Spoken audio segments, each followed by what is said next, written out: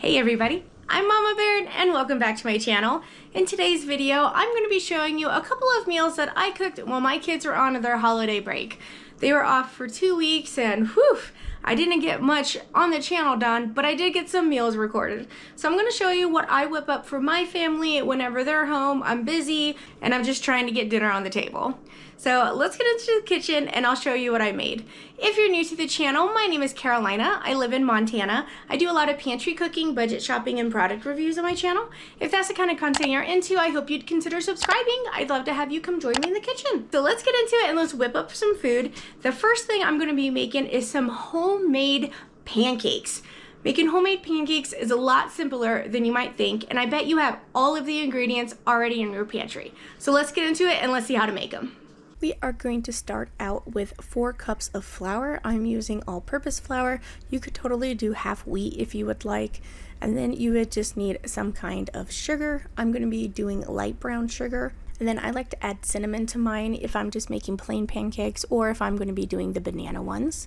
So with the brown sugar, I did half of a cup, but you could do regular sugar if you wanted, a pinch of salt, and then baking powder. I do 2 tablespoons, a tablespoon and a half for 4 cups of flour. And then you're going to mix that together, and that's all there is to it, to the dry goods. Now for the wet ingredients, I'm going to add 3 eggs and then a shot of vanilla. And then I like to put milk in mine. I feel like it makes it really creamy. I have also done powdered milk, and that works out really well. Just add the powdered milk to the dry mix and then add water instead of milk.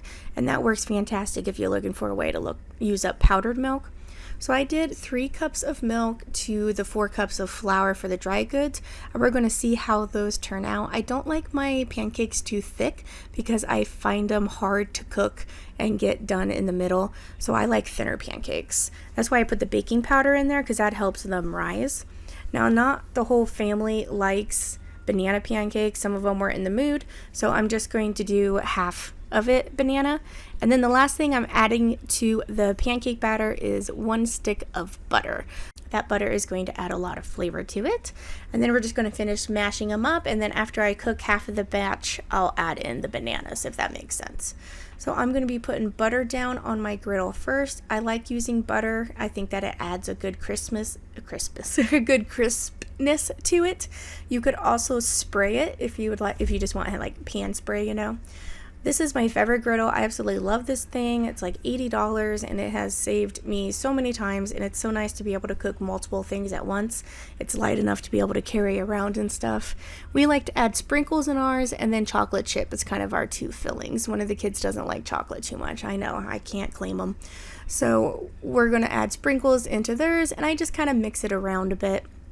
And then how you're looking to tell if it's done is there will be bubbles on the top of it, and that is what will let you know that the middle's done and you need to flip it. So this batch I actually ended up flipping a little too early because they weren't quite done in the center. So that's what I'm talking about, is you kind of got to make sure that it's not too thick. So I did thin my batter down a little bit after this. But these turned out fantastic. It's kind of nice to be able to whip up your own pancake mix. You don't really have to use the box mix at all. So I'm going to do 1 more round of 4 with the vanilla, and then we'll add our banana in with our mix. This spoon actually works really well too. I like it for my pancake scoop because it makes the perfect size and makes them all consistent. All right, let's get these bananas mixed in with the rest of this batter. I really like banana pancakes. I think that it adds a good moisture to it. It just makes the inside of the pancake nice and creamy and fluffy. Banana pancakes are definitely my favorite. That's what I order if I go out. Now, I don't know if you guys ever learned about when to flip your pancake, but if you could see the bubbles popping on the top, that means that the inside of the batter is getting cooked. And once all of your bubbles quit popping on the top, it's time to flip. So that's why you kind of want to go low and slow with your heat. You don't want it to go hot and fast with this, because it will burn the outside of your pancakes and have the inside raw. Sometimes I put butter on while it's on the griddle. Other times I take them off and then spread it. I do also put my pancakes when they're done cooking on a baking tray so they don't get a soggy bottom. And that's what we had for breakfast. These were absolutely delicious, and I hope that you give homemade pancakes a try.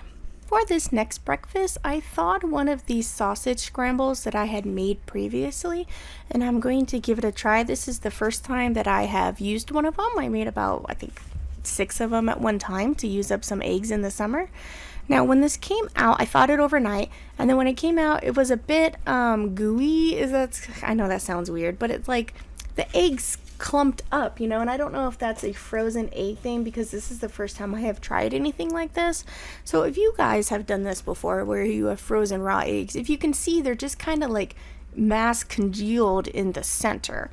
They smelled fine though, and I was like, oh, I'm gonna go ahead and cook them because it could just be a texture from being frozen that I'm unfamiliar with, And it turned out fine. They tasted delicious. There was nothing wrong with them, so I just thought that was interesting. I also used freeze-dried peppers and onions in here when I made those, so maybe that could be something that messed up with the consistency. I don't know, but I know that it cooked up delicious and it tasted really good, so I'm glad that I have those in the freezer. And then I'm going to use this potato leafy to kind of use it like a burrito. I know I'm put directly on the burner. I clean my burners regularly. You could always get an extra pan if you want and heat it up that way. I'm just getting kind of lazy. I didn't want to get a pan out. So that's what I did, but heat those up however you would like. And then I'm just going to put the egg mixture rolled up in there and then with some cheese and kind of make it kind of like a burrito. You guys have told me that the best way to eat this potato lefe, I think that's how you call it, if I get it again, is to put butter and cinnamon sugar on it and then roll it up. That seems to be the best way to eat it, the consensus of the group. So I will definitely be giving that a try because I do have a couple of these left. I got 2 packets of those from the food bank, so I was looking for ways to use them up. And I know tortillas and I know burritos, so that's what I decided to go with. So we rolled this up and it was really good. We ended up putting some hot sauce on it because this was for husband before he went to work, but that's what we had for breakfast. The last breakfast that I am going to show you is some Malt-O-Meal cream of wheat hot cereal. I got some goat's milk from the food bank, and this is one of those things that other people don't take. Like, they get offered it and they're like, no, I don't want that. So it's something where I got 4 quarts of them because they had a bunch of it and they were happy to have someone who would take it. So I used goat milks in this and it was absolutely delicious. It made it super creamy. I've never been a measurer when it comes to Malt-O-Meal. I kind of just pour it in and go by the texture, which usually gets me into making it super thick. But I like it thicker because you can always add more liquid to thin it down and cool it off. I remember having Malt-O-Meal when I was a kid, and it was a big bowl. I felt like the bowl was never ending. I imagined a tube coming up under the bowl and pumping it up with more Malt-O-Meal because it just seemed like no matter how much I ate, there was always more Malt-O-Meal. So it's a childhood memory and favorite for me, and my kids really like it. So you're just going to keep whisking this. You can measure if you like. I feel like the measurement's a little off though because it's like 3 tablespoons of cereal to 1 cup of milk. That just doesn't seem like very much. But always go by directions if you're not sure, and then you can adapt once you know the typical way to make it, So I'm cooking this until it's nice and thick and bubbly. We're going to turn it off. I did sprinkle some cinnamon sugar in there. That was what was in that shaker. And then I'm putting a big glob of butter in there, and we're just going to kind of let it melt. And then since I did happen to get this a little thick, we're going to put half and half. And then you saw me put vanilla in there. Another option I will make is I'll put peanut butter in there and make peanut butter one. I'll do Nutella. I will do fruit in there. So the good thing about Malt-O-Meal is that it's a good base. Right, raisins would also be really good in there. So what is your favorite thing to put in Malt-O-Meal? Let me know in the comments below. Those are some of our favorite breakfasts. I hope that you would give them a try as well. Now we are going to be whipping up some dinner. I have some leftover pork that I need to get used up. Now I like to cook a protein at one time and then use that protein throughout the week to make multiple meals. I do that with chicken, I do that with turkey, and I do that with pork. So this is one of the meals that I've made from some pork that I had cooked up. Let's go check it out. For tonight's dinner, we are going to be utilizing some of this pork I need to get used up. I have pepper jack and Velveeta slices. I put some of it aside. We're going to put some barbecue sauce on it, heat it up in Chef Mike. And then I have some beautiful, delicious sourdough bread. And that's what we're going to do to cook. And we're going to cook it on it. Look at how big that bread is. Whoa, it's gonna be good. All right, so first thing I'm gonna do is chuck this in the microwave for a minute. We'll check it. Boom, boom. All right, now let's get some of this butter. I love you, Dad. I love Mama. I love you.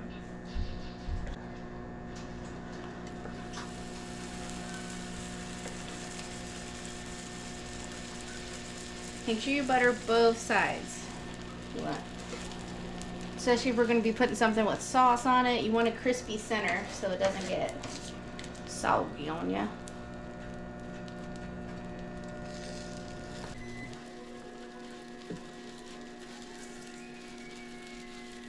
Alright, got our pork out. 1 minute, didn't take long to heat up. Put some barbecue sauce on there.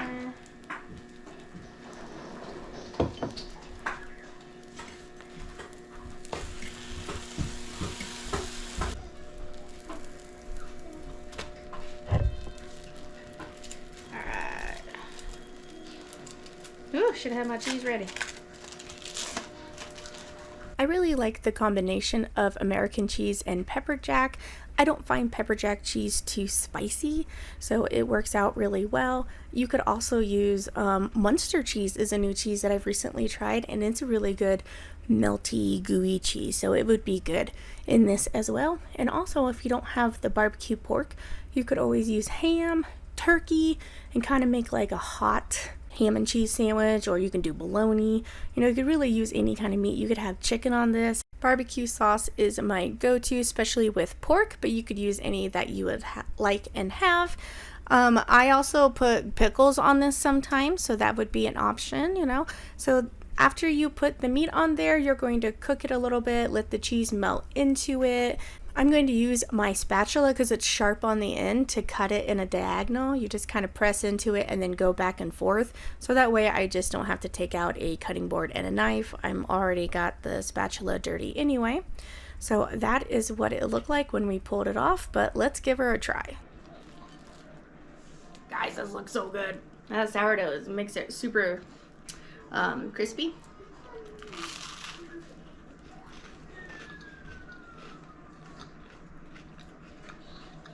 I need some pickles on there. Well guys, we got this and a little bit of potato salad that needs eaten up, so that's what we're having for dinner tonight. Stay tuned and let's see what I'm whipping up tomorrow. For this dinner, I'm going to be whipping up something for my husband. He got home late, so he's going to be eating something different. This is a hot dog that I had left over. It's like a big beef dog, kind of more like a kielbasa, I'd say. So I diced this up, and I'm going to be cooking this in the air fryer. I'm going to kind of make it all at the same time, so we're going to do the kielbasa and the potatoes. So I'm going to peel these and get them diced up. I did make extra just in case he didn't eat it all. He can have some later. So this was about 3 Yukon Gold potatoes. I peeled them, and then we're just going to dice them, chop them, put them in the bowl. And this is one thing that is really filling, and this is kind of a classic too, kielbasas and potatoes. If I had peppers, I would put onions and peppers in there as well. I'm going to drizzle it with some olive oil and then put this everything but the elote seasoning on there. Good thing about potatoes is that they can put any kind of seasoning you would like on there. They absorb everything, including salt, so I did throw some extra salt on there. And then we're just going to toss that all together. Now you could either cook this in a pan, throw this on a sheet pan, put it in the oven. I'm going to use my air fryer.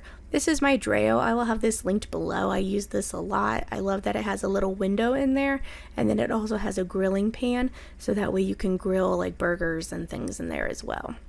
So I'm going to test it, and the potatoes weren't quite done, so I'm going to add a little bit to there. Potatoes seem to take a while, and those seem to be the things that I need work on the most. I don't know, for some reason I have trouble making a crispy potato. So I think these turned out really fantastic though, and of course we just drowned this in ketchup because that's what goes with hot dogs and potatoes. It was absolutely delicious. I think this is a nice, quick, easy, and cheap meal, so I hope that you guys give this a try sometime. I love quick, easy to go to dinners like the ones that I just made. Next, we're going to be using some buttermilk to make some chicken dinners. Buttermilk is very good to use as a marinade, and you use it in homemade ranch. So I'm going to be showing you 2 different chicken recipes made with marinating the chicken in buttermilk, and we're going to make some homemade ranch. So let's get to it. First thing we're gonna do is marinate some chicken. Buttermilk is very good to help tenderize meat because the vinegar in it breaks down the gluten in the meat, which makes it tender. So I have some packs of chicken breast here as well as some bone-in chicken thighs. So I'm going to marinate all of this, and we're going to do 2 different meals with this chicken. So we're going to start a marinade. First things first. I'm going to do about 3 cups of buttermilk, and then I'm going to add some hot sauce for some flavor in there. This is not going to make it hot and spicy. Just add it, plus the vinegar as well in there will help break it down. We're going to add some honey for sweetness.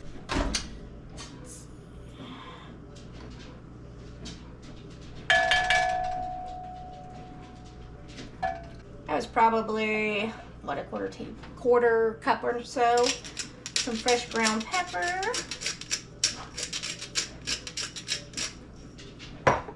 And some seasoning salt. I only have a little bit left. I'm trying to get this used up. So we're gonna put that in there. Otherwise, regular salt would be just fine. Give that a mix. That honey is pretty hard. And then the milk's cold, so that doesn't help.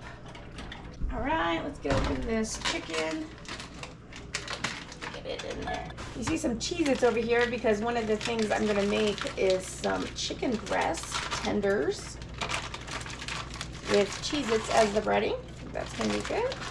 And then we will bake these 4 chicken thighs.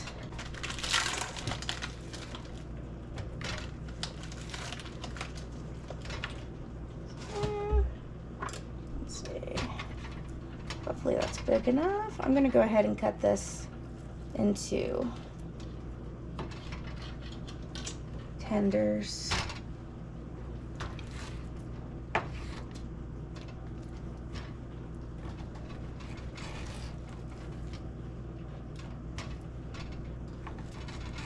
This is still partially frozen, so that's helpful. And this is just gonna sit overnight. Well, I'm gonna do 1 tonight and then 1 tomorrow night.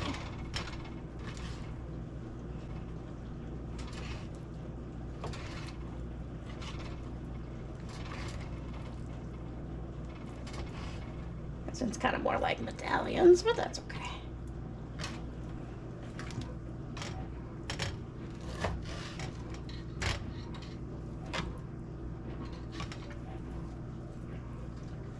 Alright, it's pretty full.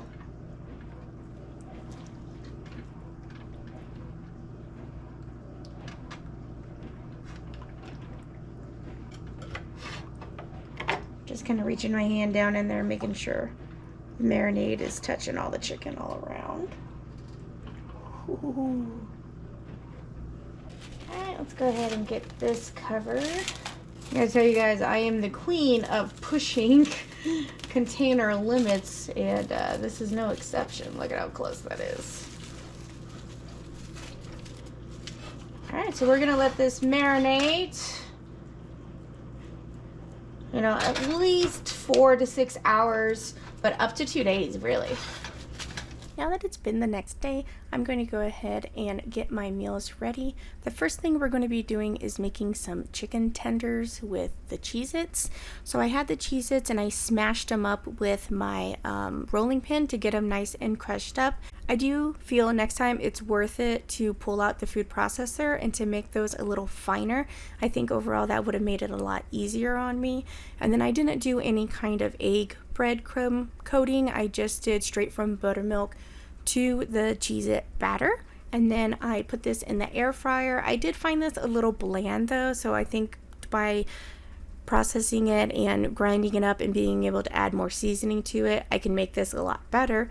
But this cooked really well and it tasted delicious. So now while that is cooking, let's make some homemade ranch with this buttermilk as well. I'm going to start off with a 1/4 cup of sour cream. You can also omit this and put extra mayonnaise. I do that sometimes as well. And then I'm going to add 1/2 cup of buttermilk and then a 1/4 cup of mayonnaise, salt and pepper, and then I'm going to do some dried dill. I tried some fresh dill that I dried myself and it was still kind of like I just used my hands to crumble it up, so it wasn't the best, so it was still kind of long and stringy. But you're going to mix this up, and I did end up adding more dill because I felt like it just wasn't, you know, ranchy enough, and this was the commercial dried dill that I have. So I added that to it. My advice would be to make this in advance to let it sit for a while and get a little thicker, but it tasted really good. It just wasn't to the thickness that I would like, and the chicken tenders turned out absolutely fantastic in the fryer, so I'm going to finish cooking those up and then we'll see what I make next. Now for the rest of this chicken that's been marinating in the buttermilk, I just had it still stay in the fridge. I'm going to turn this into a casserole. So I'm using 1 can of cream of mushroom, 1 can of cream of chicken, and then I have this Better Than Bouillon. It's kind of like an Italian seasoning one. I'm going to use that for the broth. And then I threw in a packet of onion soup mix, and then I'm going to be mixing that all together. We are going to add our rice to this as well as the broth that we're going to be making. I really like this casserole. It's very versatile. You can kind of use whatever you have in your pantry. You could use chicken stock as this liquid. You could be using beef stock. I'm using, you know, this Better Than Bouillon. It's like an Italian one. It's pretty cool. So I'm using that for this. You could also just use water if that's what you have. It doesn't have to be anything crazy. You can use any kinds of cream of soup mix, and then I'm going to be adding 1.5 cups of rice.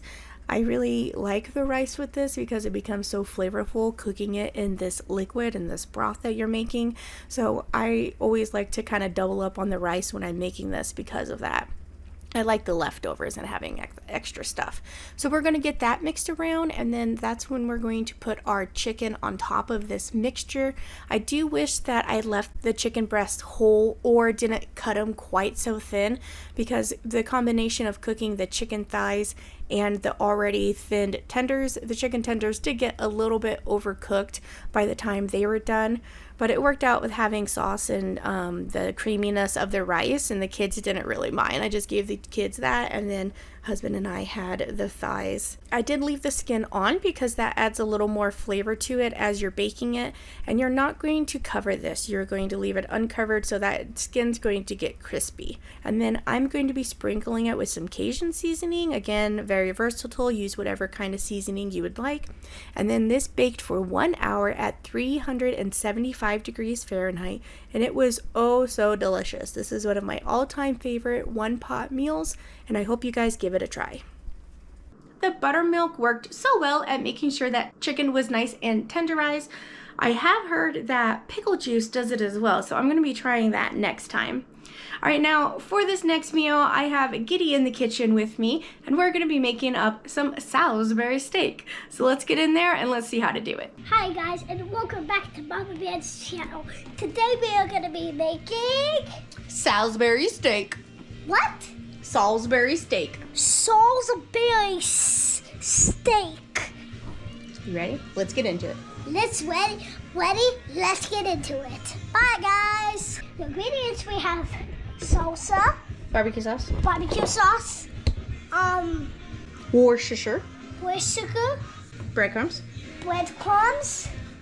A grater. 3 pounds of hamburger. 3 pounds of hamburger. 3 eggs. 3 eggs. And then we're going to make that separate. Gravy. Yeah. And we have this. What? It's my snack. It's a matzo ball. Not so. All right. Not so matzo ball. First thing we're going to do is grate an onion in there. It might make you cry. Yeah, you want to try it?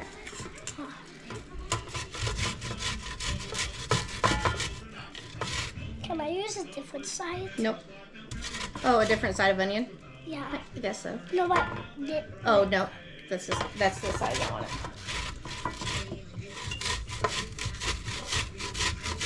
It's making my eyes. Already? My eyes. Wait. That's when episode ring gumball. Yeah. Kid got a little jabbery, so we're gonna switch over here to a voiceover. So the reason that I grate the onion is because it adds extra juice to it and it makes it tender, you know, instead of having giant chunks of onion in there. And then I'm going to add 3 pounds of beef to this. You could really use any kind of mixture, do a pork. Again, I'm going to add a pack of French onion mix, soup mix, the dry. That adds a lot of seasoning to stuff. If you don't really know what to add, sometimes you can just add that and it works really well. I'm going to do a cup of breadcrumbs, and then we're going to put some barbecue sauce inside of this, and then 3 eggs as well. I also going to put some Worcestershire. The vinegar in there is going to help make the meat nice and tender when you cook it. Now, one thing is that this did turn out to be a bit crumbly. So if you have any advice on what may have added or didn't add to make it crumbly, please let me know, because that's something that I'm always looking to improve. So now that I have all of the ingredients in there, I'm just going to get in with my hands and we're going to mix this up. I'm wanting to make roughly 10 to 12 balls, I guess, well, patties. So I'm going to form them into a ball first, and then we will get them shaped up. I got Gideon in there testing it out. That kind of grossed him out. I'm like, well, you're going to have to learn to do it eventually. So it's always good to have your kids in the kitchen with you, having them learn how to do this stuff, you know, get them around food, get them experienced with it. So like I said, I'm going to roll them around. I'm not going to weigh them or anything. I'm just going to kind of eyeball it. But the good thing about doing all of it first is that you can pick some off of other ones if you feel like one is bigger than the other. And then you can go from there. When you smash them, you're trying to go for about a 1/4 inch to 1/2 inch thickness. They do tend to fall apart. Like I said, mine were kind of crumbling on me. But that's the thickness that'll cook it really well without having to burn the outside and have the inside raw, you know. So I didn't make them too terribly thick, and then I'm going to cook them 4 at a time, and then we are just going to cook them for roughly 5 minutes per side. We're going to keep an eye on them. I like to use tongs. I feel like that's the best for getting up and under there, but spatulas work great as well. And then I'm going to be using instant mashed potatoes. It's super easy to kind of have those going in the microwave while you're working on cooking dinner. And then once these are done, I pulled off these 4 and then I put another round on there. While that was cooking, I mixed my gravy in the microwave as well. This did turn out liquidy because I used the au jus in there. I did add a can of sliced mushrooms because we like mushroom gravy. If I had more patience, then I would have put that on the stovetop with a slurry and thickened up that gravy some, but I was tired. I was like, that's good. So I just kind of used it as a drizzle over the bowls, and then we served it with some buttered peas and carrots. And this was really good. The kids love mashed potatoes, meat with mashed potatoes and gravy on top of it. Can't go wrong. So this was my interpretation of Salisbury steak. Let me know what you like to put in yours. For tonight's dinner, I'm going to be making hot dogs, homemade fries, and bacon cheddar brat burgers. I'm going to be using Yukon Gold and red potatoes. I'm going to peel these because the skin's a little rough. I'm going to dice them to kind of like steak fries. That's my favorite type of fries, that one, or like a good seasoned fry, you know. So I'm going to cut those and we're going to cook them in the air fryer. I'm actually making this whole dinner in the air fryer. You can really tell a difference between the yellow and the red potatoes. Like the red are kind of white on the inside. And then I'm going to drizzle it with some olive oil. I'm going to put seasoned salt on there. I'm not usually a seasoning salt person. I don't find it really flavorful. I don't know, I feel like it's lacking, but I have it, so I want to get it used up, so I added that. And then I'm going to add pepper and paprika. Paprika adds really good color to potatoes and pretty much anything. I loved adding it, and it's just dehydrated red peppers if you don't know what it is, so it's not really too spicy. My hot dogs are ready. This is with the grill plate that I was talking about. It makes it taste like it's actually on a barbecue grill. So now that the hot dogs are done, I'm going to pull out that grill pan. No, I'm not going to rinse out the air fryer. The fries are going directly in there. And then we're going to air fry these for 15 minutes. We are going to stop and shake in between though. Now while these are cooking, let's come over here and prep our brat burgers. Now these are the cheddar brats.